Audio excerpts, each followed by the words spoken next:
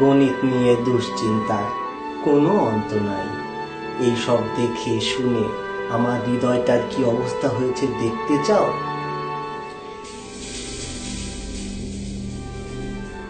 যখন শুনি আমার দেশের কচি কচি ছেলে মেয়েদেরকে অঙ্ক মুখস্থ করানো হয়, তখন ঠিক এইভাবে একটি তীর এসে আমার হৃদয়কে ছিদ্র করে দেয়।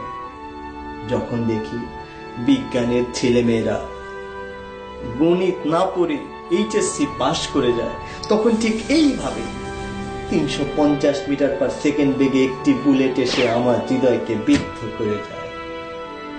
পত্রিকায় যখন খবর পড়ি গণিতে খারাপ করে একটি ছোট ছেলে বাড়ি থেকে পালিয়ে গেছে, তখন ঠিক এইভাবে একটি বোমা বিস্ফোরিত হয়ে আমার হৃদয়কে ছিন্ন বিচ্ছিন্ন করে দেয়।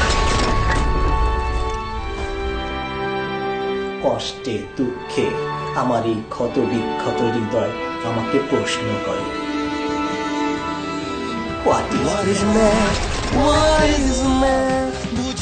গণিত পড়ালেখার ক্ষেত্রে আমার মূল কথা হলো এসো মজা নিয়ে পড়ি। গণিত যেহেতু পৃথিবীর সবচেয়ে মজার বিষয় এবং যখন পড়তে হবেই তাহলে এসো মজা নিয়ে পড়ি। সেজন্যই গণিতের রঙে। আর গণিতের রঙের আজকের পর্বে আমরা এমন একটা বিষয় নিয়ে বোঝাবো যেটা আমরা বুঝি কিন্তু বুঝি না, জানি আবার জানি না। ত্রিভুজের ক্ষেত্রফল। ত্রিভুজের ক্ষেত্রফল কত, এই প্রশ্নের উত্তরে যে কেউ মুখস্থ বলে ফেলি আমরা হাফ ইন্টু ভূমি ইন্টু উচ্চতা, কিন্তু এটা কি, এর কোত্থেকে এলো এটা আমরা অনেকেই জানি না। আমি যদি আপনাকে প্রশ্ন করি, বলুন তো প্রথম কোন মানুষটি বলেছিল যে ত্রিভুজের ক্ষেত্রফল হচ্ছে হাফ ইন্টু ভূমি ইন্টু উচ্চতা? আমি নিশ্চিত করে বলতে পারি আপনি জানেন না, আমিও জানি না, আসলে কেউই জানে না। তবে এতটুকু আমরা জানি যে প্রাচীন মিশরে আজ থেকে প্রায় 5000 বছর আগে থেকেই মানুষজন এটা সম্পর্কে ধারণা রাখতো।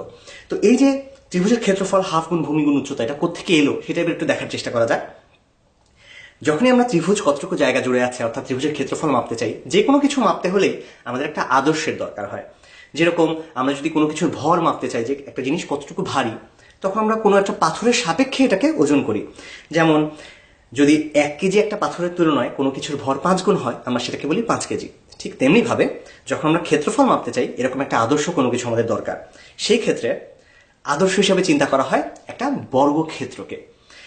আগেকার মানুষজন যখন জমি জমা নিয়ে কাজ করতো, তখন সবগুলো ক্ষেত্র মোটামুটি জমিগুলো ছিল চতুর্ভুজ আকৃতির এবং তাদের মধ্যে সবচেয়ে সুষম, 4টা বাহু সমান, 4টা কোণ সমান, এরকম ছিল বর্গক্ষেত্র। এই জন্য বর্গক্ষেত্রকে আদর্শ হিসেবে চিন্তা করা হলো।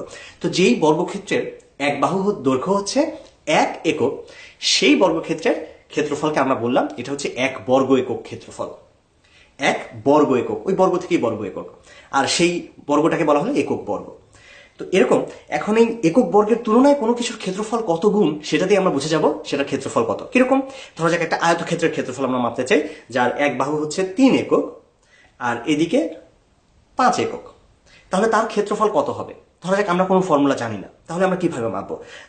আমরা জানি যে এই 1 বর্গ একক কি, সেটা আমরা জানি যে যার চারিদিকে 1 1 করে করে আছে, সেটা হচ্ছে 1 বর্গ একক। তো এরকম যদি আমরা বানাতে চাই এখন এই আয়তক্ষেত্রের মধ্যে, কিভাবে বানাবো? এদিকে যেহেতু 3 একক, আমরা এটাকে 3 ভাগে ভাগ করে ফেললাম, আর এদিকে যেহেতু 5 একক, আমরা 5 ভাগে ভাগ করে ফেললাম। তাহলে এখন অনেক ছোট ছোট ছোট ছোট ঘর দেখা যাচ্ছে। কতগুলো ঘর আছে? এবং খেয়াল করে দেখুন প্রত্যেকটা ঘর কিন্তু 1 বর্গ একক করে করে, সবগুলো 1 1 করে করে। তাহলে এখানে ঘর কতগুলো আছে? 1 2 3 4 5 6 7 8 9 10 11 12 13 14 15। তার মানে এই আয়তক্ষেত্রের ক্ষেত্রফল হচ্ছে 15 বর্গ একক। এখন আমরা যদি একটু বুদ্ধিমান ভাবে চিন্তা করি, এভাবে চিন্তা করি যে এখানে আসলে 3টা সারি আছে, প্রত্যেকটা সারিতে 5টা করে করে ছোট ছোট ঘর আছে। তার মানে 3 গুণ 5 15। এই যে 3 গুণ 5, এটাই হবে তার মানে এখানে ক্ষেত্রফল। মোট 15টা এখানে 15টা বর্গ একক আছে, তার মানে এটার ক্ষেত্রফল হচ্ছে 15 বর্গ একক। তাহলে ক্ষেত্রফলের আমরা নতুন একটা ফর্মুলা পেয়ে যাচ্ছি এখন, 3 গুণ 5 বা দৈর্ঘ্য গুণ প্রস্থ। তাহলে আয়তক্ষেত্রের ক্ষেত্রফল হয়ে গেল দৈর্ঘ্য গুণ প্রস্থ। এই যে আয়তক্ষেত্রের ক্ষেত্রফল আমরা বললাম দৈর্ঘ্য গুণ প্রস্থ, এটাকে আমরা আসলে ভূমি গুণ উচ্চতাও বলতে পারি। এটাকে যদি ভূমি, এটাকে উচ্চতা বলা যায়, তাহলে এটাকে বলা যায় ভূমি গুণ উচ্চতা। এটা জানলে আমরা এখন সামান্তরিকের ক্ষেত্রফল বের করতে পারি, তবে একটু বুদ্ধি করে। কিরকম? এই আয়তক্ষেত্রটাকে আমরা চিন্তা করি এভাবে যে এখানে অনেকগুলো ছোট ছোট ছোট ছোট রেখা মিলে এই আয়তক্ষেত্রটা তৈরি হয়েছে। অনেকগুলো ম্যাচের কাঠি এখানে আছে ধরা যায়। যদি অনেকগুলো ম্যাচের কাঠি এখানে থাকে, এবার এটাকে আমরা একটু এভাবে যদি বাঁকিয়ে দিই, তাহলে কিন্তু একটা সামান্তরিক পেয়ে যাবো আমরা। এবং এই সামান্তরিকের ক্ষেত্রফল কিন্তু আয়তক্ষেত্রটার মতোই হবে, কারণ এখানে তো নতুন কোনো জায়গা তৈরি হয়নি। আগে যতটুকু জায়গা ছিল ততটুকু জায়গায় সে খেয়েছে আসলে। তার মানে এটার ক্ষেত্রফল হবে ভূমি গুণ উচ্চতা। যাদের এটা বিশ্বাস হচ্ছে না তাদের জন্য একটা কাজ করি, এখান থেকে এই যে অংশ কেটে, এই ত্রিভুজটা কেটে এখানে বসিয়ে দিই। তাহলে সামান্তরিক থেকে আয়তক্ষেত্র হয়ে গেল। এখন তো নিশ্চয়ই ক্ষেত্রফল একই, তাই বলবেন, তাই না? তার মানে সামান্তরিকের ক্ষেত্রফল ওই আয়তক্ষেত্রটারই সমান ভূমি গুণ উচ্চতা। আর এই সামান্তরিকে যদি অর্ধেক করি তাহলে আমরা পেয়ে যাব একটা ত্রিভুজ। ত্রিভুজের ক্ষেত্রফল হবে হাফ গুণ ভূমি গুণ উচ্চতা। কিন্তু দাঁড়ান, এই যে আমরা বললাম যে আয়তক্ষেত্র থেকে একটু বাঁকিয়ে সামান্তরিক বানানো যায়, এখানে খেয়াল করুন তো, কেন আমরা বাঁকিয়ে সামান্তরিকে বানাবো? আমাদের যদি অন্যরকম কিছু ইচ্ছা করে যে জল তরঙ্গে ঝিলিমিলি ঝিলিমিলি ঢেউ খেলিয়া যায়, এরকম একটা কোনো কিছু আমরা বানাবো এরকম করে বাঁকিয়ে বাঁকিয়ে, তাহলেও কি ক্ষেত্রফল 15 বর্গ কি হবে? উত্তর হচ্ছে অবশ্যই। এটাই হচ্ছে এখানে মজা। যখন আপনি একটা জিনিস ভেতর থেকে জানবেন তখন অনেক কিছু আপনি নিজের মতো করে চিন্তা করতে পারবেন। এটি হচ্ছে এই জায়গাটার খুব মজাটা। তো যাই হোক, তার মানে এরকম করে করলেও সেটার ক্ষেত্রফলও ঠিক 15 বর্গ কি হবে।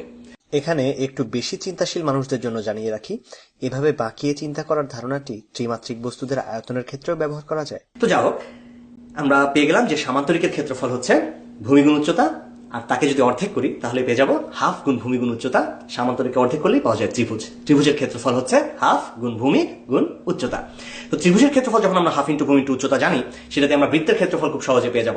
বৃত্তের আমরা জানি পরিধি হচ্ছে টুয়াইস পাই আর। যদি একটা বৃত্তের ব্যাসার্ধ হয় আর, পরিধি হবে টুয়াইস পাই আর, কারণ পরিধি বাই ব্যাস এটাকেই আসলে বলে পাই। তাহলে পরিধি সমান সমান ব্যাস গুণ পাই, ওখান থেকে পরিধি ইকুয়াল টু টুয়াইস পাই আর চলে আসে। তো এই যে বৃত্তটা, সেই বৃত্তের উপরে খুব কাছাকাছি দুইটা বিন্দু চিন্তা করা যাক, এ আর বি। তাহলে কেন্দ্র থেকে যদি দুইটা রেখা টেনে এদেরকে যুক্ত করে দিই তাহলে একটা ত্রিভুজের মতো পেয়ে যাবো না আমরা এখন? কেন এবি তো আর এবি তো সরল রেখা না, তাহলে ত্রিভুজ কিভাবে হবে? এবি ধরে নিন, কারণ খুব ছোট, তো অনেক ছোট হলে এটাকে একটা সরল রেখার মতো চিন্তা করা যায়, তাহলে এটা একটা ত্রিভুজ হয়ে গেল ও আবি। এই যে ও এবি ত্রিভুজ আমরা পেয়ে গেলাম, সেই ত্রিভুজের ক্ষেত্রফল কত হবে? হাফ ইন্টু ভূমি ইন্টু উচ্চতা। তাহলে এই ও এবি ত্রিভুজের ক্ষেত্রফল হবে হাফ গুণ ভূমি হচ্ছে এবি গুণ উচ্চতা হচ্ছে কেন্দ্র থেকে এই মাঝখান পর্যন্ত, এটা কত হবে? এটা আর ব্যাসার্ধ, তাহলে হাফ গুণ এবি ইন্টু আর। তার পাশে এখন আরেকটা বিন্দু আমি নিই সি। এবার ও বিসি ত্রিভুজের ক্ষেত্রফল কত হবে? হাফ গুণ বিসি গুণ আর। তার পাশে আরেকটা বিন্দু নিলাম ডি, তো হাফ গুণ সিডি ইন্টু আর। খেয়াল করে দেখুন আমি কি করতে যাচ্ছি, আমি সবগুলো ত্রিভুজ যদি এখন আমি যোগ করি তাহলেই তো পুরো বৃত্তটা পেয়ে যাব। তাহলে পুরো বৃত্তের ক্ষেত্রফল কত হবে? হাফ গুণ AB into r plus half গুণ BC into r plus half গুণ CD into r plus dot dot dot dot সবগুলো। তাহলে সব জায়গার মধ্যে কে জানি আছে, হাফ আছে আর আর আছে, কমন নিয়ে ফেলি। হাফ ইন্টু আর যদি কমন নিয়ে ফেলি পাবো AB plus BC plus CD plus dot dot dot dot dot. এই যে AB plus BC plus CD, এই সবগুলো যোগ করলে আসলে কি পাওয়া যায় ভালো করে দেখুন তো। এই ছোট ছোট ছোট ছোট ছোট দৈর্ঘ্য যদি আমি যোগ করি তাহলেই তো আসলে পুরো বৃত্তটার পরিসীমা আমরা পেয়ে যাব, পুরো বৃত্তটার পরিধি আমরা পেয়ে যাব। তাহলে হচ্ছে হাফ গুণ আর ইন্টু টুয়াইস পাই আর, টু মোকাবেলা থাকবে পাই আর স্কোয়ার। এটি বৃত্তের ক্ষেত্রফল। বৃত্তের ক্ষেত্রফল আমরা যেভাবে পেয়েছি ঠিক একইভাবে কোণকের বক্রতলের ক্ষেত্রফল আমরা পেয়ে যাব। কোণক ধরা যাক এটা একটা সমবৃত্ত ভূমিক কোণক, মানে ভূমিটা হচ্ছে একটা বৃত্ত, তার যদি ব্যাসার্ধ হয় আর তাহলে এই পরিধি হবে টুয়াইস পাই আর। তো এটার কোণকের ক্ষেত্রে একটা দারুণ জিনিস হচ্ছে এই বাঁকা যে এই হেলানো তলটা, সেই হেলানো তলে সব জায়গায় হেলানো তলের দৈর্ঘ্যগুলো সমান থাকে। এই দৈর্ঘ্যটাকে আমরা নাম দিলাম এল। এখান থেকে এরকম করে যে দৈর্ঘ্যটা, এই বরাবর যে দৈর্ঘ্যটা, এটাকে নাম দিলাম এল। তো এখন এই কোণকের উপরে দুইটা বিন্দু চিন্তা করা যাক, এ আর বি, আর এটা হচ্ছে ও। তাহলে এই যে ত্রিভুজটা আপনি দেখতে পাচ্ছেন, এই ত্রিভুজের ক্ষেত্রফল হবে হাফ ইন্টু ভূমি ইন্টু উচ্চতা। হাফ গুণ ভূমি হচ্ছে এবি গুণ উচ্চতা হচ্ছে এল। এল কিন্তু এই যে বাঁকা তলটা সেটার দৈর্ঘ্য, তাহলে হাফ গুণ এবি ইন্টু এল। তাহলে আরেকটা বিন্দু নিলাম সি, তাহলে এই ও বি সি এটার ক্ষেত্রফল হবে হাফ গুণ বিসি ইন্টু এল, হাফ গুণ ভূমি ইন্টু উচ্চতা। ঠিক একইভাবে যদি আরেকটা বিন্দু ডি থাকতো তাহলে হতো হাফ গুণ সিডি ইন্টু এল। সব জায়গায় হাফ এল এটা কিন্তু আছে, তাহলে হাফ এল যদি কমন নিয়ে নিই, AB plus BC plus CD dot dot dot dot, তার মানে আসলে কি পাওয়া যাচ্ছে? এই যে অংশটুকু, এগুলোর যোগফল, এগুলো যোগ করলে আমি কিন্তু এটা পরিধি পেয়ে যাব। তাহলে half into L into twice পাই আর, তাহলে আবারও টু মোকাবেলা থাকবে পাই আর এল। এটা হচ্ছে সমবৃত্ত ভূমি কোণকের এই বক্রতলের ক্ষেত্রফল, এটা আমরা জেনে গেলাম। একইভাবে আমরা আরো অনেক কিছু জানতে পারি, যেমন কেন একটা গোলকের চারপাশের ক্ষেত্রফল হয় 4 পাই আর স্কোয়ার। এটা খুবই মজা করে দেখানো যায়, সেটা আপনারাও চিন্তা করতে থাকুন, আমি অন্য কোনো একটা পর্বে বোঝাবো। তবে এই পর্বটা শেষ করব একটা ছোট্ট ধাঁধা দিয়ে। 5টা ক্যাপ আছে, মাথার ক্যাপ, তার মধ্যে 3টা কালো 2টা সাদা।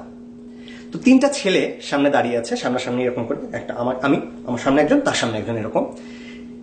একদম পেছনে যে আছে সে সামনের দুজনকে দেখতে পারে, মাঝখানে যে আছে সে শুধু তার সামনের জনকে দেখতে পারে, সামনের জন কাউকে দেখতে পারে না। তো ওই যে ক্যাপ ছিল, 3টা কালো আর 2টা সাদা ক্যাপ ছিল, সেখান থেকে 3টা ক্যাপ এদের মাথায় পরিয়ে দেওয়া হলো। পরিয়ে দেওয়ার পরে পেছনের জনকে জিজ্ঞেস করা হলো, তুমি তো তোমাদের সামনের দুজনকে দেখতে পাচ্ছ, তুমি বলো তো তোমার মাথায় কি রঙের ক্যাপ আছে, তুমি কি বলতে পারো? বলে না, আমি বলতে পারলাম না। সবাই কিন্তু খুবই বুদ্ধিমান, আগে বলে রাখে। মাঝখানের জনকে জিজ্ঞেস করা হলো, তুমি তো তোমার সামনের জনকে দেখতে পাচ্ছ, পিছনের জন কি বললো সেটাও তুমি শুনেছো, তুমি কি বলতে পারো তোমার মাথায় কি রঙের ক্যাপ আছে? সে বললো না, আমিও বলতে পারছি না। এটা শুনে একদম সামনে যে ছিল তাকে জিজ্ঞেস করা হলো, তুমি তো তোমাদের পেছনের দুজন কি বলেছে, তোমার পেছনের দুজন সেটা শুনেছো, কিন্তু তোমার সামনে কেউ নেই, তুমি কি আইডিয়া করতে পারো তোমার মাথায় কি রঙের ক্যাপ আছে? সে বললো হ্যাঁ আমি পারি। সে বললো না কি রঙের ক্যাপ আছে, সে বলেছে সে পারে, এবং আমরা জানি যে সে আসলেই পেরেছে। আপনি বলুন তো তার মাথায় কি রঙের ক্যাপ ছিল? ভালো থাকবেন। What is math? What is math? বুঝলি না তুই